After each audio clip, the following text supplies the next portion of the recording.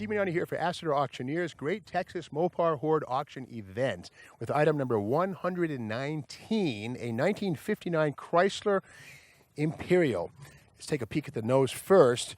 It has a little bit of road rash, some kind of a weld happening right there, kind of weird, but the grille is in really nice shape. And I love the little sort of boutique Imperial logo right there. And better still, the keys on this one are still present, complete with the Imperial logo with gold anodized on the aluminum key. How neat is that?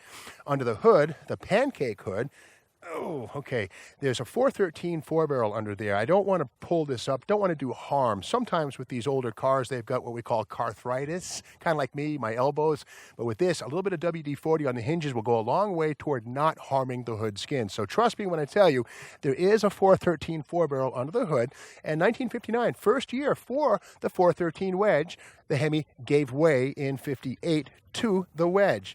But looking here on the driver's side, well, this is probably somebody's daily driver at some point. Maybe they didn't respect it so much, but have some dents, you know. But again, I'd rather see dents than rust. And the magnet is sticking all the way around. That's very nice, especially down low on the fenders where these things are notorious for turning to paper. Not so much on this one.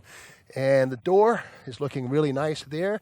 Magnet sticks all the way around, going all the way across. Beautiful stuff. Nice rust-free door on this one. As far as the rocker goes, under the door, that looks pretty good down there. That's metal. My magnet does stick. That's a good sign. Let's trade places and peek inside and see what we find.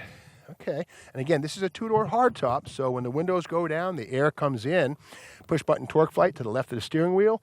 The square wheel tells us power steering, which of course was standard on the Imperial.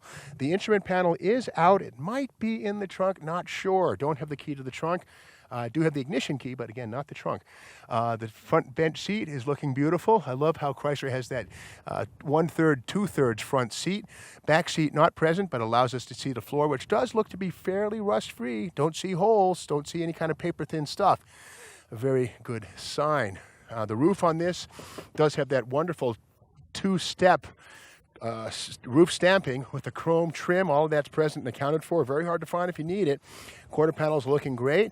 A little bit of holding on top of the wheel lip, but again, you can fill that pretty easily. That's not structural, and again, there's no putty on that. That's honest corrosion. First generation rust, if you will. It's not been hidden with any plastic filler. Gotta love these quarter panels. 1959, really the epitome of tail fins on the Imperial. And speaking of epitomes, on the deck lid, which looks like it's rusty, it's not. This is a Texas suntan. The magnet sticks everywhere on this.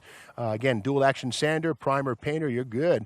But I love this, the flight sweep tail light, or trunk exposure. Looks kind of like a Lincoln Continental, but this is Imperial's way of grabbing a piece of the Continental pie. Gotta love how the taillights hang down low. The chrome is there. Everything's looking great. Chrome bumper looking pretty nice.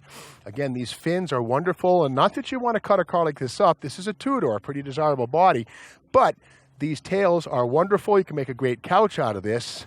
If it was a four-door, you might consider it. But again, this is a two-door, pretty rare body style. Quarter panel's looking good down here. A little bit of orange discoloration. I will say that this is probably about 2 or 3 years away from coming through. But again, the magnet goes on there. There's no putty here. That's honest corrosion. You know what you're getting into. Panels do exist to patch that. That's good. The wheel lips are looking fantastic here. The magnet sticks down lower around here. These are notorious, again, for rusting. A little bit of bubble right there. Not too bad. But again, you know, small amount of rust on that. Down here, again, solid stuff. Magnet sticks all the way down. Nice and solid. Passenger side door is also quite nice.